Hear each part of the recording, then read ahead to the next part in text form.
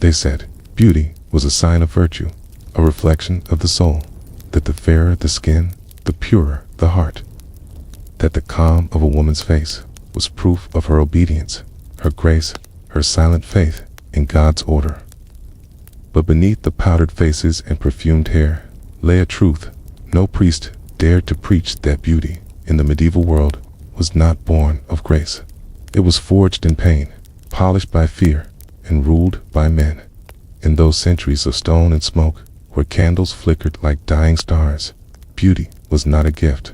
It was a commandment. It's a silent law, written in bone and blood, quaint, whispered from cradle to grave, binding the bodies of women like invisible chains. They were told to look holy, but not proud, pure, but not plain, desirable, but never desiring. Every glance, every gesture, every lock of hair carried meaning. The wrong color, the wrong shade, the wrong smile could condemn. In quiet chambers lined with tapestries and icons, women plucked their brows until blood kissed the skin. They burned their hairlines high upon the forehead, chasing the ghostly look of saints, as if erasing part of themselves brought them closer to heaven. They painted their faces with white lead, a poison that shimmered like moonlight, believing each layer brought them closer to divine perfection. And when the powder burned, when their skin cracked and their body sickened, the world called it devotion. When their hands trembled and their teeth blackened, they said it was the mark of high birth, the cost of grace. Because in that age, to be beautiful was to suffer quietly, to suffer nobly, to play one's part in the divine theater of sin and salvation. The mirror became an altar, the brush became a prayer, and the face became the battlefield where purity and vanity waged their eternal war. And while men sang of beauty in poems and painted it upon the walls of cathedrals, it was women who paid the price. They became living relics, ornaments of flesh and faith, caught between admiration and condemnation. The church warned them that vanity was a sin, that paint and perfume were tools of the devil. Yet the same priests blessed the weddings of the fair and scorned the faces of the plain. Kings sought pale brides, merchants measured worth in whiteness, and peasants watched, hoping their daughters might one day look noble enough to be chosen, or at least spared. Every layer of powder was a shield, every curl of hair a prayer for survival, every cut, every burn, every drop of poison, an offering to a world that demanded beauty but punished desire. And yet, this tale is not only Europe's. In the golden courts of Baghdad, in the palaces of Persia, in the shadowed streets of Kyoto, women too were sculpted by unseen hands. They bathed in rosewater, lined their eyes with kohl, stained their lips with crushed petals. Their beauty was praised as divine, yet it was still not their own. For across kingdoms and empires, beauty served the same master, control, the church, the court, the crown. Each claimed the right to define what was worthy, what was pure, what was loved. Some obeyed, some resisted, but all were watched. So tonight, we open the pages of that forgotten book, a story not written by kings or knights, but by women whose beauty was both their blessing and their curse. Women who stood before mirrors of bronze and water, whispering prayers for strength, for favor, for survival. Their names are lost, but their faces remain, in paintings, in poems, in silent marble statues that still seem to breathe. Their stories lie hidden beneath the dust of centuries, waiting to be seen, not as ornaments of history, but as witnesses to its cruelty. This is the tale of powders and poisons, of saints and sinners, of faces shaped by faith and fear. This is the story of beauty as burden of grace painted over pain. This is the dark truth behind medieval beauty standards. The holy face, the medieval world, did not see the body as we do now. To them, the body was a vessel of the soul, a fragile clay jar meant to reflect divine order. Every feature, every curve, every blemish was a message from God. To change it was to tamper with creation itself. And yet, everyone did. The church preached that true beauty was inner virtue, that piety made the eyes bright, that faith made the skin glow. But the people who sat in pews and palaces knew a harsher truth. The holiest face was the fairest face. The pale complexion of noble women was praised as the mirror of purity. It spoke of a life untouched by labor, unspoiled by sunlight, unsullied by the sweat of the fields. The brown and sunburned skin of peasants was a mark of toil and sin, an earthly stain. The fair skin of a lady was an advertisement of leisure, of distance from the filth of survival. And so, across Europe, women went to war with their own faces. They mixed powders of white lead, vinegar, and alabaster, grinding them into creams that promised a holy glow. They painted their necks, their hands, their chests, any patch of skin that might be seen until they shone like ghosts in the candlelight. The whiter the woman, the closer to heaven she seemed. But heaven came at a cost. The same lead that made them glow ate away at their flesh, turned their skin gray, their hair brittle, their gums black. Some died young, others lingered, sick and saintly, their beauty slowly devouring them from within. Yet no one called it foolishness. They called it grace. Because in the eyes of the world, beauty was proof that God loved you. The church's dilemma. Priests thundered against vanity from the pulpits, warning that a woman who painted her face was in league with the devil. They said cosmetics deceived the eyes of men and mocked the work of the Creator. A sermon from the 13th century warned that the woman who paints her face with lead shall burn in eternal fire, her skin melting as her soul once deceived. And yet, the same clergy admired beauty in saints, icons, and noble portraits. They carved angels with smooth faces and colored cheeks, their holiness indistinguishable from charm. Hypocrisy hung in the air like incense. Women listened to the warnings, nodded in confession, and returned home to mix their powders once again. To paint was to sin, yes, but to be plain was to disappear. In a world ruled by men and hierarchy, beauty was not a choice, it was a form of currency. A beautiful face could buy a husband, a dowry, a whisper of safety. An unpainted face could condemn one to silence, servitude, or scorn. The ritual of the morning at dawn, before the sun could mark their skin, noble women gathered by mirrors of polished bronze.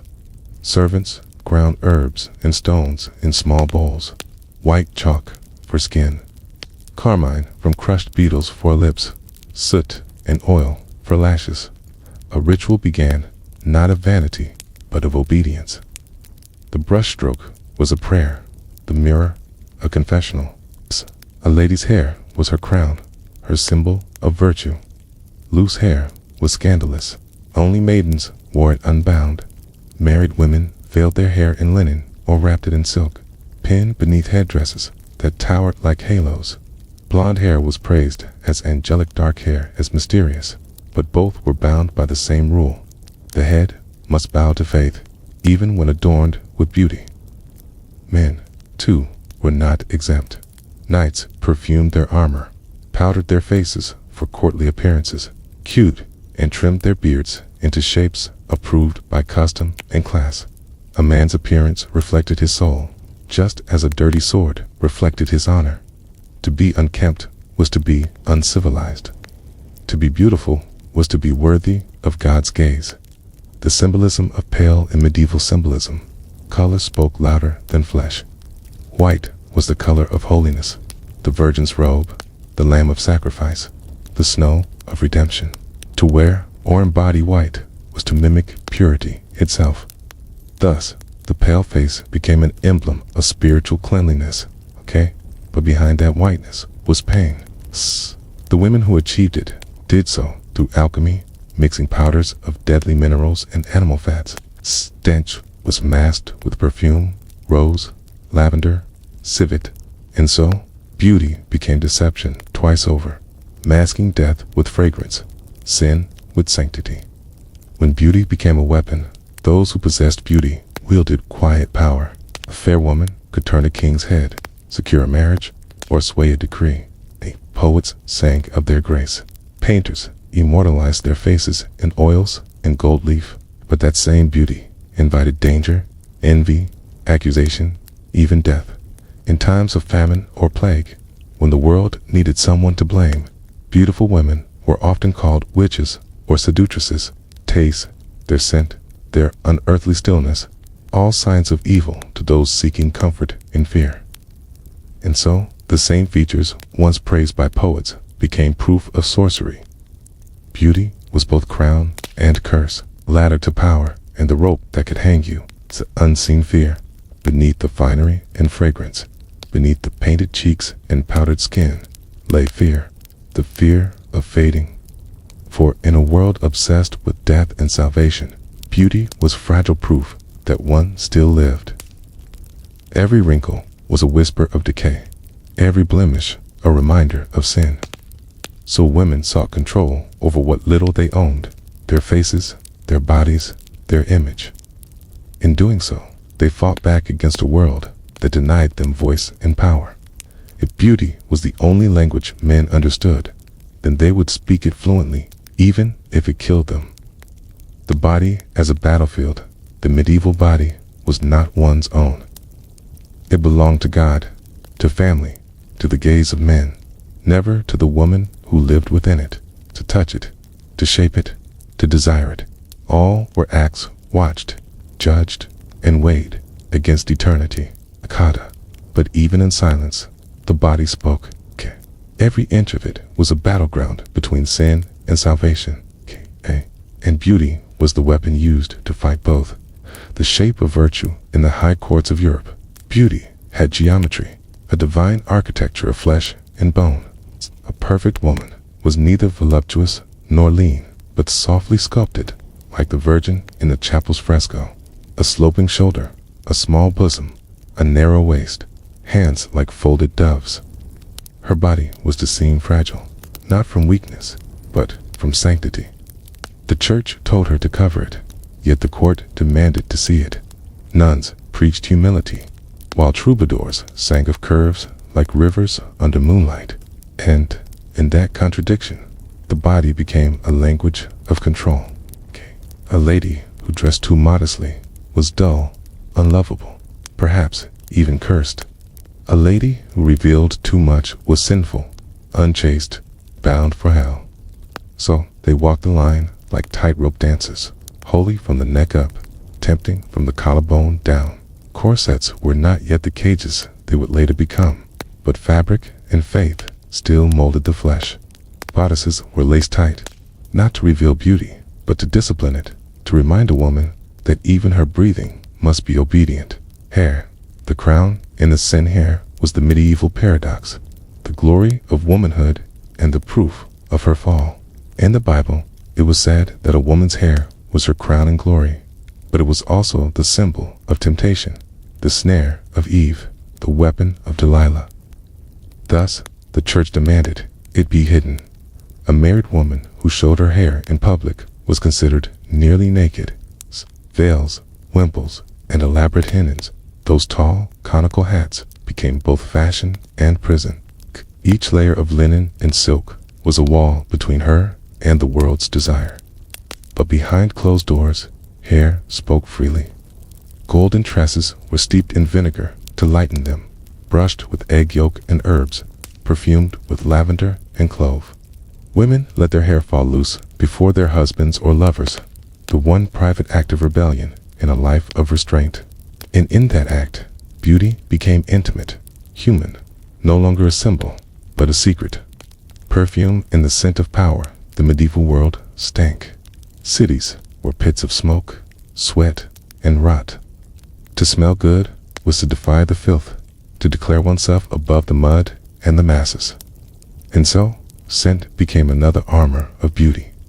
Perfumes were not the light, floral mist we know today. They were heavy, potent oils of musk, amber, rose, and civet, the musk of animals, the essence of earth and decay. They mixed with sweat and fear, with candle smoke and incense, creating an aura that clung to skin like memory. Noble women wore scented gloves and veils. Knights perfumed their armor, hoping to mask the smell of blood and steel. Even priests burned sweet resins in cathedrals, as though holiness itself had a fragrance. But perfume had another purpose: to conceal sickness, lead poisoning, rotting teeth, decaying flesh, all hidden beneath the sweetness of roses. The scent of paradise masking the slow rot of vanity. The pain beneath the powder, every ritual of beauty, came with a cost. Hair was burned and plucked to fit the fashion of a high forehead. Skin was scrubbed raw with vinegar and ashes to appear pale and smooth. Corsets, girdles, and tight-lacing bruised ribs, crushed lungs, and reshaped bones. But pain was not shameful, it was holy. To suffer for beauty was to imitate Christ's suffering for salvation. Women were told their pain made them pure, that endurance was the measure of virtue. And so, when their faces burned from lead or their bellies ached from fasting, they did not curse. They prayed, because in that pain lay meaning. And meaning was the only comfort left in a world that gave them so little control. The politics of the body beauty was not just decoration, it was diplomacy. Kings chose brides not for love, but for lineage and face. A fair woman could seal peace between nations. A plain one could doom her family to ruin. Its portraits traveled across continents, each brushstroke a political promise. A painted cheek could start a war. A smile could end one. Even peasants understood the power of appearance. A milkmaid who caught the eye of a noble could climb the ladder of survival. A scarred or unkempt woman could find herself shunned, accused of sin, or worse, witchcraft. The body became currency, and beauty its minted coin. The secret resistance, yet beneath all the laws and sermons, there was quiet rebellion. Women whispered recipes to heal burns from lead creams. They passed secret herbs to bring color back to their cheeks, to hide bruises, to protect each other. They wove beauty, not only as obedience, but as resistance. In the dim light of chambers, women painted their faces, not for men, not for God, but for themselves. They looked in the mirror and saw not sin, but survival. Because in a world that controlled everything else, land, fate, their bodies were the one kingdom they could still rule, even if it was crumbling. The eternal reflection centuries have passed. The powders have changed. The poisons are sold in bottles with prettier names, but the mirror still whispers the same commandments. Be pure, but not plain. Be strong, but soft. Be holy, but beautiful. And every time a woman leans toward her reflection, somewhere in the silence, you can still hear the faint rustle of silk veils, taint, the soft clink of glass bottles filled with white lead, and the whispered prayers of those who once painted their faces for God, for love, or simply to be seen. The Faces of Power Extended Edition, the Middle Ages loved faces. Not the faces of soldiers or peasants, not the weathered skin of merchants, but the still, luminous masks of queens and saints. In them, the world read its dreams and its fears. The face was not flesh, it was symbol, a mirror for kingdoms, scripture in skin. The court of mirrors, imagine a palace in winter. Tapestries hush the wind, chandeliers flicker like constellations, trapped indoors, and along the corridor stand mirrors of Venetian glass, rare, dear, and cruelly honest. Before each one, a lady waits. She does not look into the mirror to admire herself. She looks to survive. For in the courts of Europe, a woman's reflection was her report card, her weapon, her sentence. A pale cheek might win a marriage treaty. A freckle might cost it. Every blush, every shadow beneath the eye could shift the mood of a king, could move an army without a word. Courtiers whispered of the language of faces. They believed the skin told secrets of bloodline, of virtue, of hidden sin. To appear calm was to seem noble. To flush was to betray passion. Even the slightest tremor of lip could be read as treason or desire. And so, The women of power learned stillness. Their beauty became discipline, a tea. They smiled only when the world expected it, and only with the corner of the mouth, never the eyes. Eleanor's flame, Eleanor of Aquitaine, understood this theater better than anyone. She was no meek ornament, but of force and silk. Poets sang of her as though she were sunlight given flesh. Her enemies cursed her as witch and seductress. Both were half right. When she walked into a hall, Jules caught the torchlight and threw it back upon her face. She knew that radiance frightened men, and so she used it. When her husband rode to war, she rode beside him, veiled not in humility, but in command. The soldiers called her Our Lady of the Banners, and swore that even the wind obeyed her veil. In her court at Poitiers, she gathered poets, scholars, and knights, and from her beauty they forged a new faith, courtly love. There, a lady's glance could knight a man, and to serve a woman became an act of holiness. But beneath the songs, Eleanor knew the truth. The cult of feminine purity was a cage gilded by verse. Men worshipped the idea of her, not the woman herself. Still, she played the part with brilliance, turning the weapon of appearance back upon those who would control her. In her hands, beauty was rebellion wrapped in perfume. The saint's light in the churches, another kind of face, ruled. High above the altar, through smoke of incense and the wail of the organ, candid saints gazed down, pale, perfect, unearthly. Artists of Florence and Avignon learned to grind holiness into color. Lean mixed white lead with oil until it gleamed like bone, then smoothed it over the virgin's cheeks, tracing grace in thin, deliberate strokes. The faithful bowed before these faces, whispering prayers to their calm. They believed that stillness proved purity, that serenity was the soul made visible. To be motionless was to be divine. But beneath the gold leaf and the blue of crushed lapis, each saint had once been a woman of flesh. Catherine, Cecilia, Agnes, all young, all beautiful, all dead too soon. They were martyred for refusing men, or kings, or the world itself.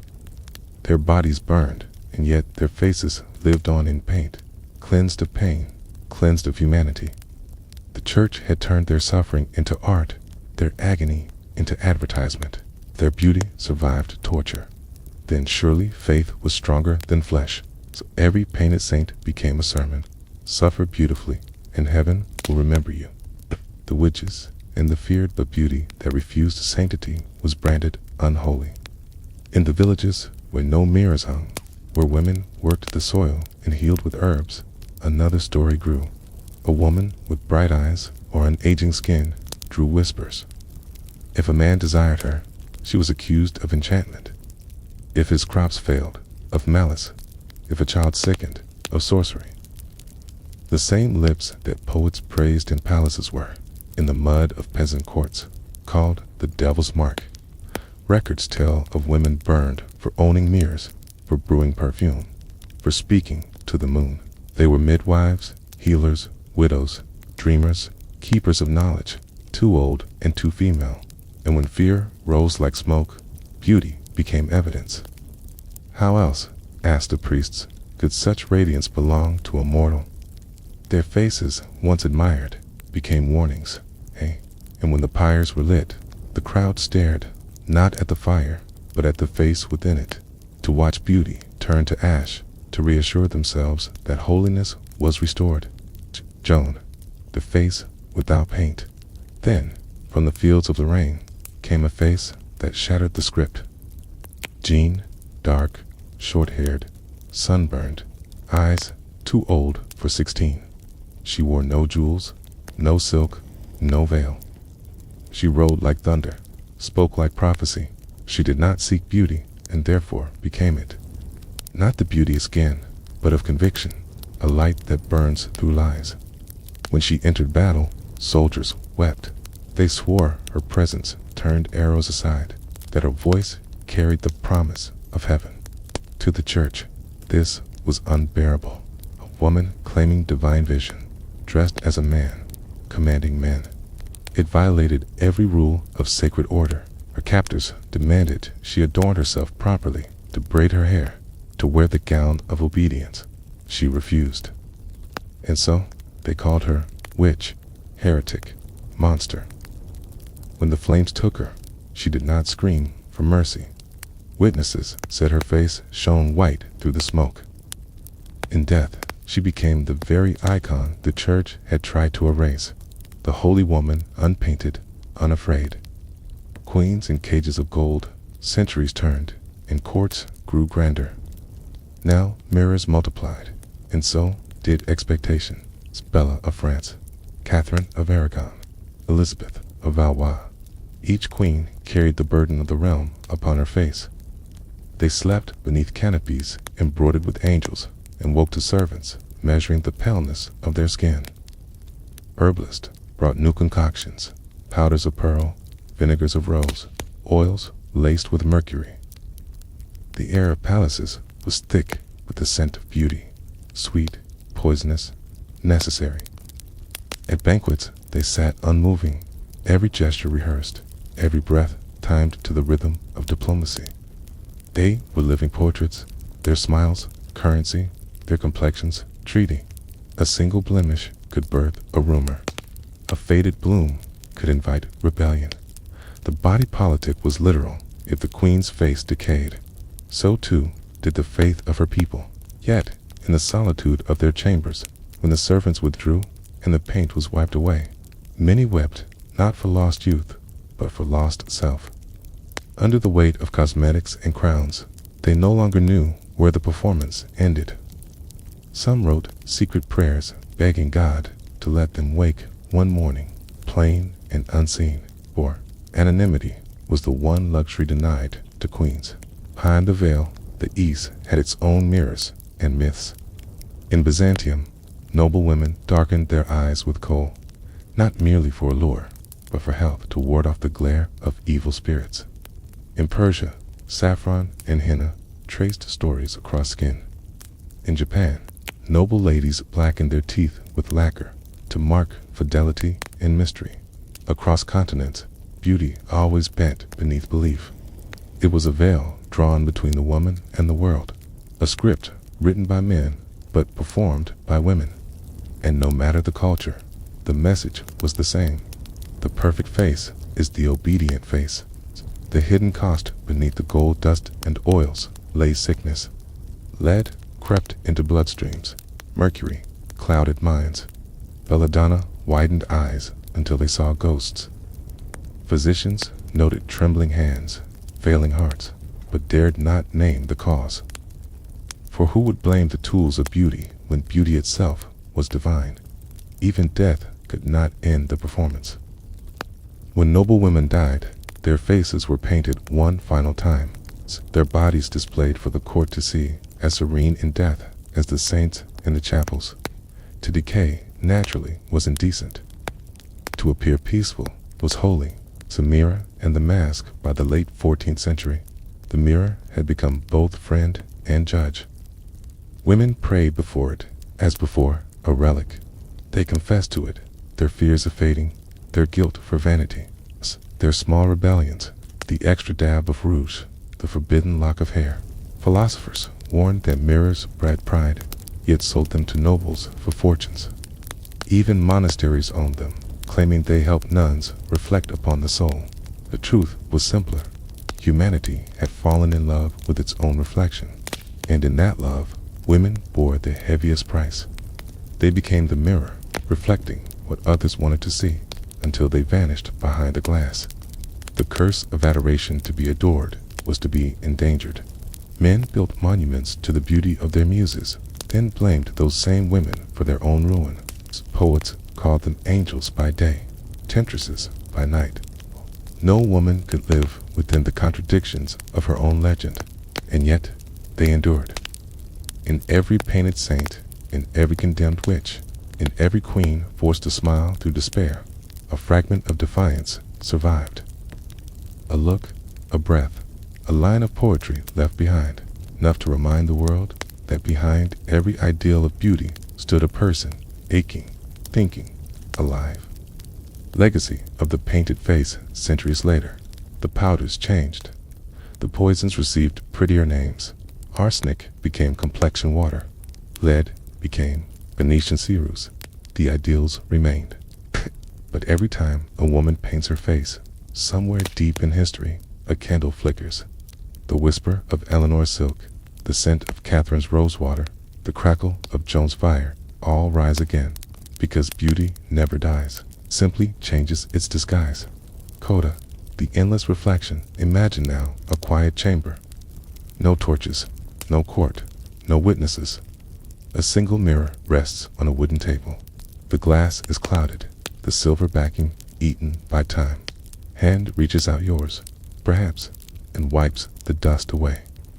For a moment, you see them all behind you. The saint, the queen, the witch, the warrior. Their faces overlap, shimmer, fade, and you understand the secret the Middle Ages left behind. That beauty was never about perfection. It was about power. Who owned it, who defined it, and who paid the price for it. The alchemy of beauty, when vanity became faith extended edition. There was a strange alchemy at work in the medieval world, an art older than science, yet revered like scripture. It was whispered in market stalls and noble chambers alike that the body could be purified, the face refined, and the soul made visible through the skin. This was the creed of beauty, a doctrine wrapped in incense and blood. For the medieval woman, her face was her fate, and so she learned early that to survive in this world of men and priests, she must master the sacred craft of transformation. The silent laboratories of vanity. Imagine the rooms where beauty was born, stone chambers filled with the hiss of oil over flame, the scent of herbs and smoke curling through the cold air, apothecary's hands, wrinkled and trembling. Mix crushed pearls into vinegar, grind white lead until it glows like ash from an angel's wing. He sells his powders in tiny vials sealed with wax. For radiance, he promises, for purity, for favor in the eyes of God and man. The noble women come quietly, veiled. They whisper their desires, as though confessing sin. Make me pale as winter. Make me spotless as the virgin. The man nods, his eyes knowing. He does not tell them that the lead will burrow beneath their flesh, that their beauty will cost them their bones. And yet, they take it eagerly, 'cause in this age, sickness is seen as sanctity, and pallor as proof of grace. The ritual of transformation. Before the mirror, the ritual begins. The lady sits, her maidservant at her side. A candle flickers, one small sun in a sea of shadow. A bowl of rosewater waits. The powder is opened.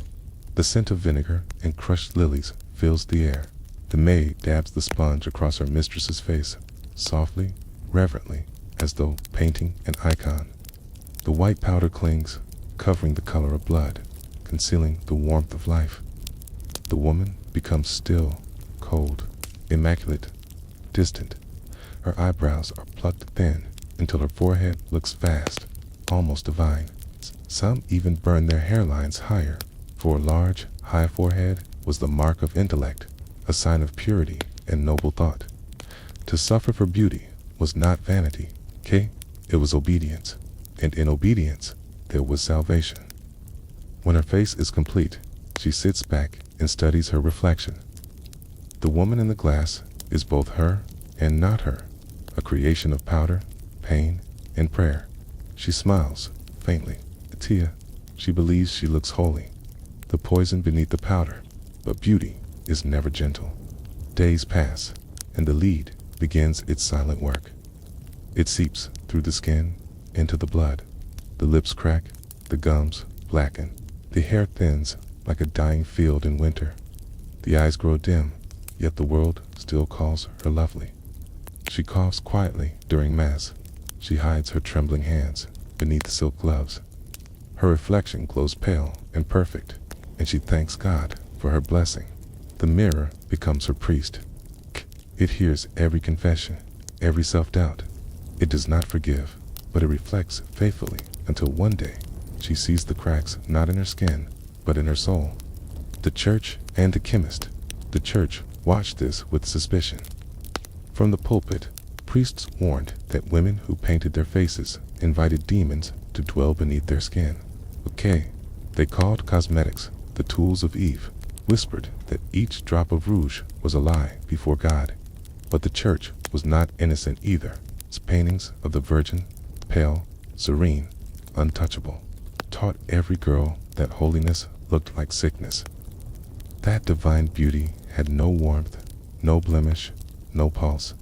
Thus, the women obeyed. And when men looked upon them with desire, when they praised their pallor and their stillness, the women could only wonder, was it their soul he saw, or their suffering?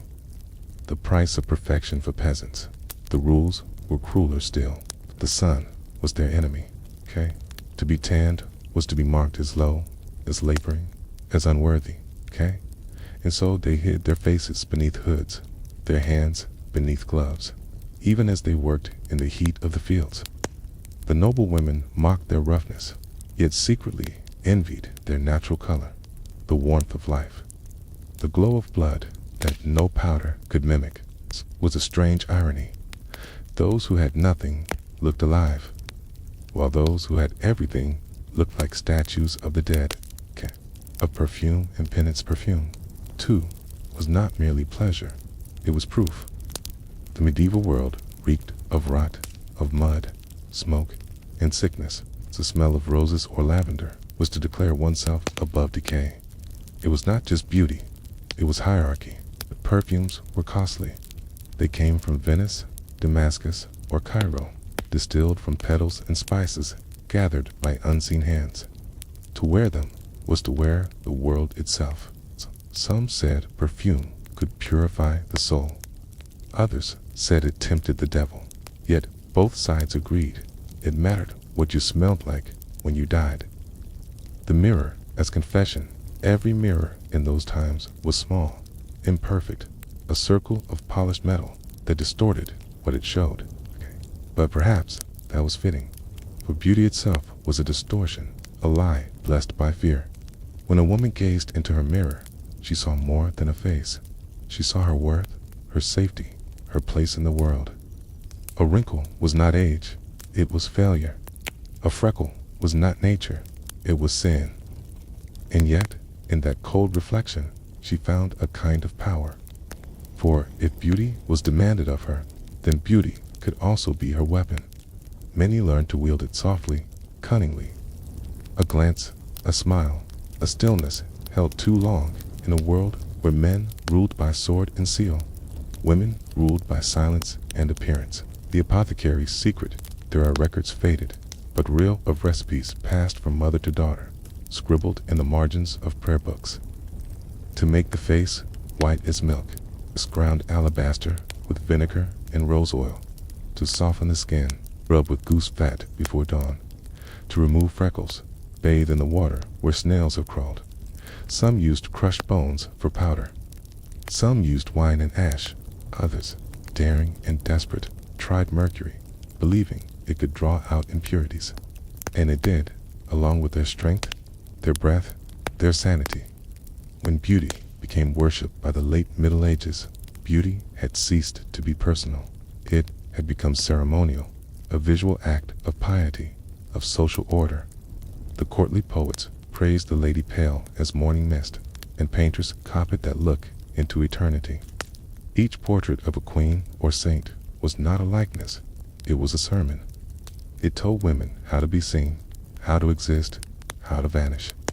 In the monasteries, monks illuminated manuscripts with images of Eve, dark, wild, fallen beside the Virgin pale, still, divine. The message was clear. One woman was born of flesh, the other of light.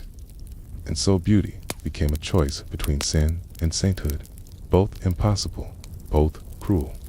The ghost in the glass. There's something tragic about the women who looked too long into their mirrors, sought perfection, and found absence. Their faces became canvases of pain and faith. Their beauty a slow dying the world mistook for holiness. And when they were buried, their portraits painted after death showed them as angels, pale, pure, peaceful. No one painted the trembling hands that mixed the powders or the cracked lips that whispered, "Am I still beautiful?" Epilogue to the alchemy in the end. The alchemy of beauty did succeed, but not as they intended. Turned, not lead into gold, but women into legends, and their suffering into art. The pale face became eternal, reborn in Renaissance portraits, idealized in Victorian novels, marketed in the powdered wigs of the 18th century, and immortalized in every pale princess and porcelain doll that followed. The poison became perfume. The ritual became routine. And the mirror, that old medieval judge, still watches us today. Its glass clearer, but its judgment unchanged, 'cause the truth that flickered in those candlelit rooms never truly died. It lingers in the air around us, a whisper from the past, saying, "Suffer prettily, bleed gracefully, opt, and smile." The church, the sin, and the mirror. When the church looked upon the world, it saw two kinds of beauty, the divine and the dangerous. One lifted the soul toward heaven. The other lured it toward the serpent in Eden. And so the priests spoke from their pulpits, their voices echoing through stone halls, thick with incense and smoke. Beware the painted face, beware the woman who hides the skin God gave her. For her color is deceit, and her perfume the scent of temptation. But outside those walls, the world still turned. Women still bathed their cheeks in milk, still dusted their skin with pale powders. They prayed and painted in the same breath, caught between two commandments that could not coexist. The holy face in monasteries, monks painted the Virgin Mary over and over again. Her eyes lowered, her lips uncolored, her skin like waxed ivory. No blemish, no pulse, no imperfection. The virgin stillness became law. Her paleness became proof of purity. Every girl was told to imitate her, to erase herself until only holiness remained. And yet, the same church that demanded modesty also adored beauty. Cathedrals rose like jeweled mountains, their windows dripping with colored light. Its altars gleamed with gold. If God could be worshipped through ornament, then surely the human body, his creation, could be adorned as well. So the sermon changed its tone. Its beauty, they decided, was not sin in itself, only if it was used wrongly. But who would decide what was wrong? Always the same answer, the men in robes. Confession of the flesh women came to confession, trembling. They whispered to the priest through the wooden screen, "Father, forgive me, for I have looked too long in the mirror. I have brushed my hair to please a man. I have tinted my lips with berries on the feast day." The priest's sigh would come like a gust of winter air. He might assign a prayer or a fast or silence. But sometimes, if she was poor or unprotected, the punishment was sharper. Public penance, a shaved head, the shame of the marketplace. The body became a scroll on which virtue and vice were written. A woman's skin could condemn her before she spoke a word. The mirror as witness mirrors were rare, small, and warped, but they held terrible power. To gaze into one was to see yourself as God might judge you. The church warned that the devil lived behind the glass, whispering vanity into every reflection. Many women covered their mirrors during Lent, fearing that even a glance might stain their soul. But the habit could not be broken. Each time the candle burned low, each time the world fell quiet, the mirror drew them back, a silent question of worth, of being seen. The saint and the sinner. The stories of saints became lessons in beauty's peril. Saint Agnes, who refused marriage, was praised for her plainness. Saint Catherine, who humbled kings, was remembered for a radiance that she did not use. Between them stretched an impossible path. Be beautiful, but unaware. Be pure, but desired. Be flesh, but pretend to be spirit. The contradictions bred madness. Nuns beat their faces with nettles to destroy their looks. Others rubbed ashes into their skin, begging to be freed from the burden of admiration. And yet, travelers who saw these women wrote that their suffering made them even more luminous, their pain transfigured into a strange, otherworldly glow. When piety became performance, the church learned to use beauty as theater. During feast days, statues of the Virgin were adorned with silk veils, golden crowns, strings of pearls. Processions moved through the streets, the holy image carried like a queen. Crowds wept and knelt, believing that holiness itself shone through ivory skin and fine fabric. Behind that ritual lay a deeper truth. The church had mastered the very art it condemned. It knew that beauty moved hearts faster than fear. It knew that a pale, shining image could hold more power than 1,000 sermons. And so, from pulpits to paintings, the language of salvation was rewritten in the colors of cosmetics. The weight of a glance in courtly halls, where faith and desire intertwined, beauty became currency. A glance could grant favor. A smile could destroy reputations. A woman's appearance was her dowry, her defense, and her prison. The church watched from a distance, condemning, yet using that same system to control. If a woman drew too much attention, she was branded temptress. She refused attention. She was accused of pride. There was no safe mirror, no safe reflection, only the endless balance between piety and peril. Voices in the cloister, not all bowed to the rule. Some women wrote back, abbesses, poets, scholars in hidden corners of convents. Hildegard of Bingen spoke of beauty as the flame of divine harmony, not a sin, but a reflection of creation's order. Christine de Pizan argued that women's adornment was no different from the adornment of cathedrals. Both honored God through art. Their words survived only in fragments, but in them shone a small rebellion, the idea that beauty could belong to women themselves, the theater of salvation. By the 14th century, confessionals filled with whispers of vanity, while markets overflowed with creams, powders, and perfumes. The clergy thundered from the pulpits, but the same bishops commissioned portraits of themselves in jeweled robes, their faces smoothed by the artist's brush. The hypocrisy hung thick as incense. The faithful bowed before painted saints, each one retouched to perfection by human hands. The same pigments used to sanctify God's image were condemned when they touched a woman's cheek. The quiet defiance still, women persisted. They learned subtlety, how to use crushed herbs instead of rouge, how to weave ribbons that framed the face without painting it, how to let the scent of lavender disguise forbidden perfume. It was not rebellion shouted aloud, but a rebellion breathed in silence, a survival through beauty itself, because deep beneath the sermons and the punishments, beauty remained what it had always been, a language older than words, a signal of life refusing to fade. The mirror endures as the centuries turned. Mirrors grew clearer, cathedrals brighter, the rules softer in speech, but not in spirit. The church had carved its message into the collective soul, that to be beautiful was to balance forever between grace and guilt.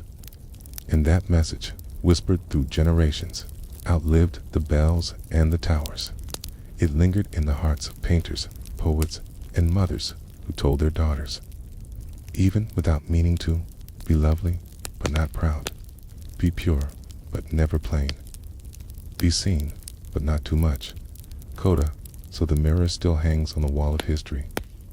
The face within it has changed, powder replaced by powder compact, candles by cold electric light, but the question it asks has never faded. Am I worthy or merely beautiful? In that question lives the oldest prayer of all, the prayer whispered by every woman who ever faced her reflection in the half-light of faith and fear. The power beneath the paint, beauty as survival and rebellion, they said. A woman's beauty belonged to God and to men. But in the dim corners of the Middle Ages, when the world slept and candles bled, wax like tears, women discovered another truth, that beauty, carefully worn, could be armor. That the same paint that silenced them could also protect them. That within the face they were told to perfect, they could hide their will. The queen's mask in the courts of Europe, power, was a dangerous perfume. A single rumor could ruin a house. A single glance could decide an alliance. The clever women learned early that beauty was a language, one the men around them barely understood. They mastered stillness, the way to enter a room like the slow opening of dawn. Okay? They learned how to hold a smile long enough to seem soft, and how to let it die fast enough to command respect. Their faces were canvases, painted not for vanity, but for politics.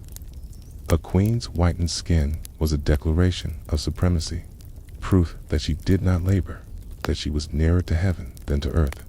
Rouge was power, powder was distance, and every strand of hair, arranged in careful order, spoke of a kingdom held in quiet control. They used the very rules meant to cage them. If holiness demanded pale stillness, they became saints made of silk. If courtly love demanded fragility, they learned to bend without breaking.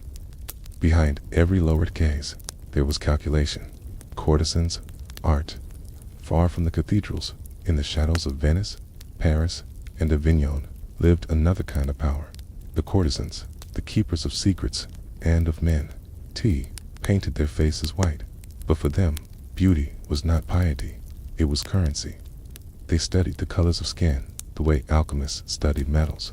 They understood which powders caught candlelight, which perfumes lingered after a kiss, which glances could turn conversation into confession. They became masters of transformation, moving between holiness and sin, like dancers between two worlds. Many of them could read when noblemen could not. They learned Latin phrases, poetry, politics. Behind their painted masks, they gathered knowledge, and knowledge was power. Courtesan's beauty might open the door, but her mind kept it open. The church called them temptresses. In secret, priests came to them for comfort, for counsel, for absolution, whispered not by God, but by a woman's voice. The courtesan knew the oldest truth of all, that those who are forbidden to speak, learn to speak most cleverly. Peasant women in hidden strength, even in the fields, far from courts and confessionals, the same lessons took root. The peasant woman, whose hands were cracked from labor, could not afford powders or perfumes.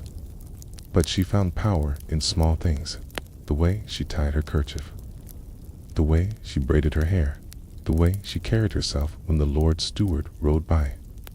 A bright ribbon stolen from the market, a wreath of wildflowers on feast days. These were not simple ornaments. They were claims of humanity in a world that forgot she had any. They were declarations that the body, though tired and sunburnt, was still her own. When plague swept through the villages, when fear ruled, women painted small crosses on their faces in soot or ash, a mixture of protection, superstition, and silent rebellion. If God's image could be painted on wood and worshipped, why not mark his symbol upon living flesh? The secret languages of color.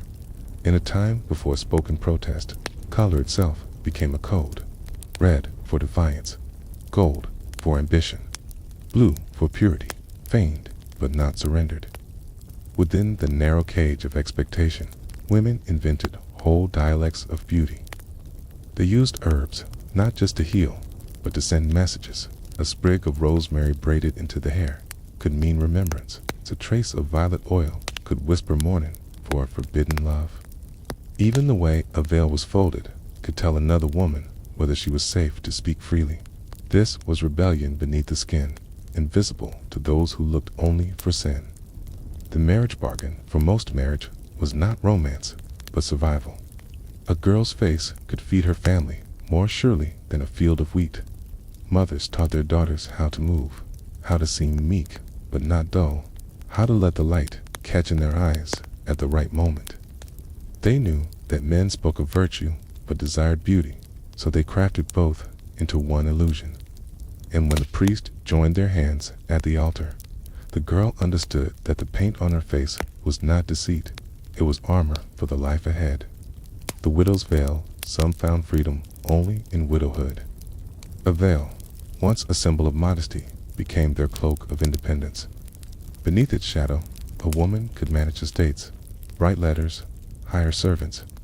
No longer under the eye of husband or priest, she might keep her powders and perfumes openly, not as seduction, but as remembrance of herself.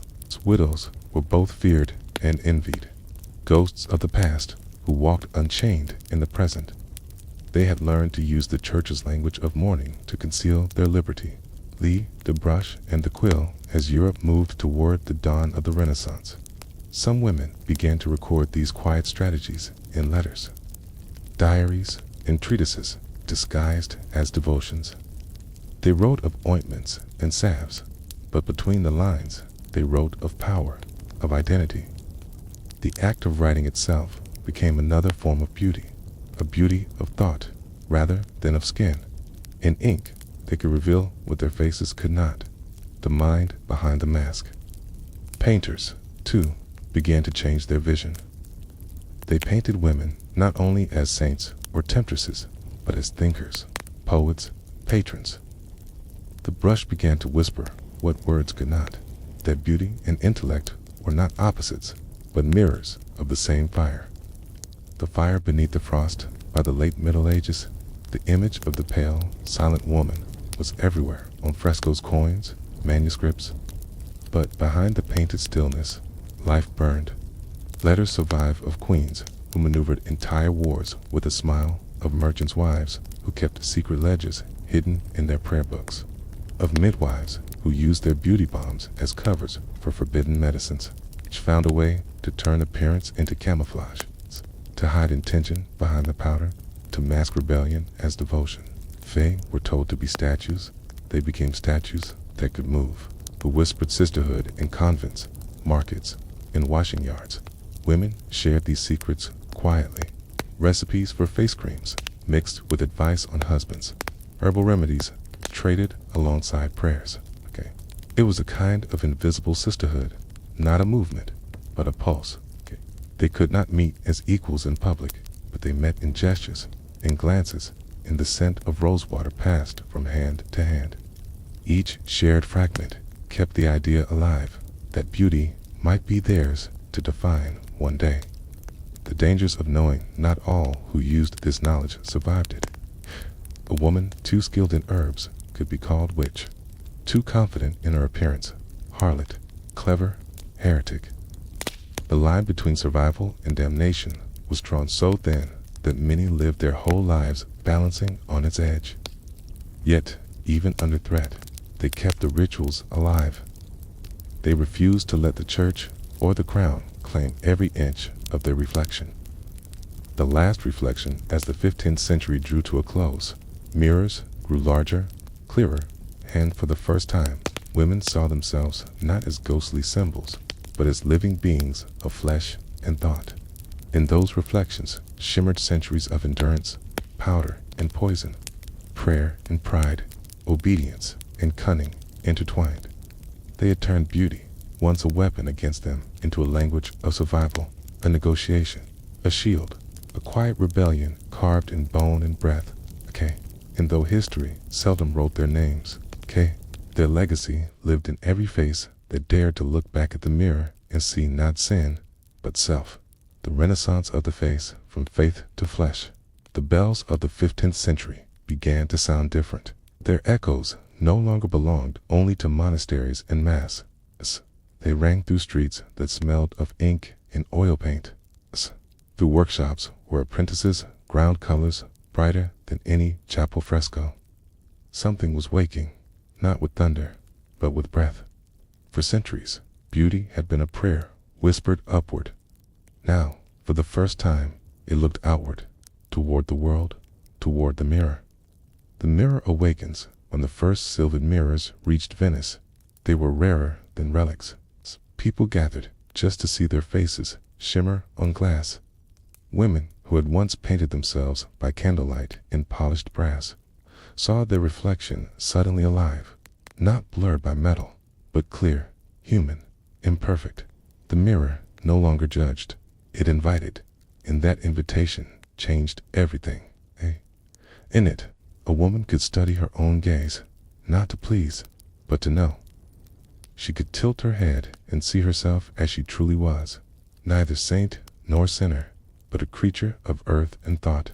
That moment, that single breath of recognition, was the first rebellion of the Renaissance phase. The painter's eye artist, like Botticelli, Ghirlandaio, and later Leonardo, looked upon women not merely as symbols of virtue, but as stories of flesh, of spirit, of subtle mood. They painted faces that felt, sorrow that trembled like dawn, smiles that could whisper a secret across centuries. No longer did every woman have to look holy. Now she could look alive. Skin still glowed, but now it glowed with light, not piety. Rouge returned, not as sin, but as warmth. The body, once hidden under layers of wool and moral law, became the architecture of art itself. The church frowned, but the brush could not be stopped. Every portrait was an act of resurrection, of the body, of the self, of womanhood beyond obedience.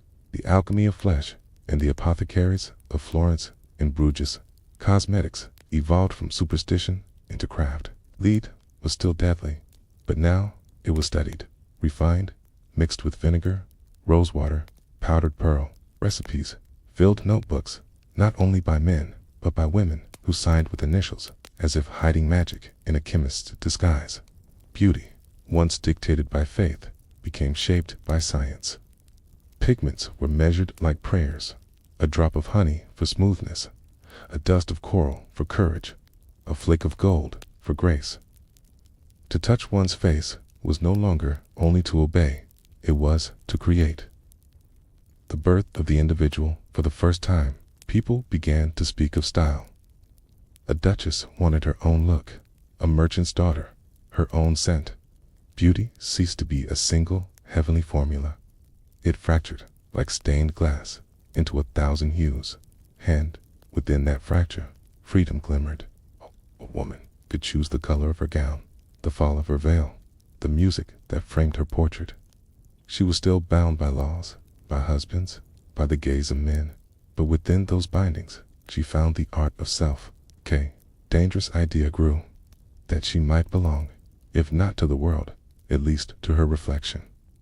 The philosophers smile. Humanists began to write of virtue, of action, of human brilliance. Even the church fathers, who once feared the body, began to see that divine light might dwell within it. Thus, the smile returned. Not the saint's frozen calm, but a living curve, the hint of curiosity, of private thought. It was there, on the lips of Mona Lisa, a smile that carried all the centuries of silence before it. It was not beauty as obedience, it was beauty as mind. From veil to vision, the veil that once symbolized piety became a fashion, woven of lace, transparent as breath. Women learned to reveal by concealing, to speak through fabric more eloquently than through words. Perfumes bloomed like gardens inside the chambers of queens. No longer the scent of sanctity, now the fragrance of memory, of allure, of choice. Smell of roses was to declare oneself alive, sensual, real. And beneath the lace and fragrance, the heart of medieval fear began to soften. What had been sin became soul. It's a hidden price, yet even in the golden light of the Renaissance, the poison of the old creed lingered. Lead still killed slowly. Mercury whispered madness into the mirror's silver. Women still fainted under the weight of corsets that promised grace.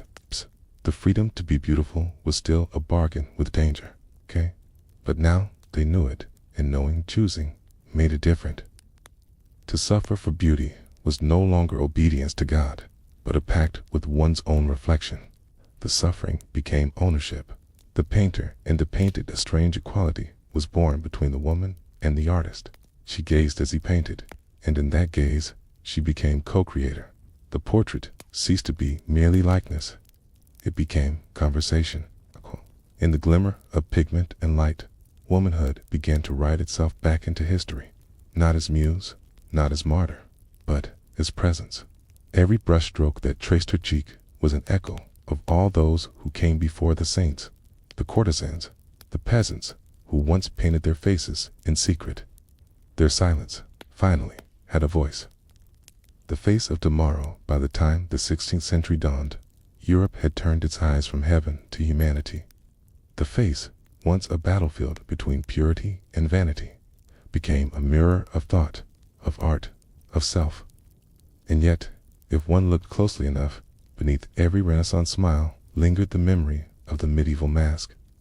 The powder, the plucked brow, the patience, the quiet inheritance of centuries of women who turned suffering into ritual, ritual into beauty, and beauty into survival. The age of flesh had begun, but the soul of the Middle Ages, its pain, its poetry, its yearning still breathed behind every mirror.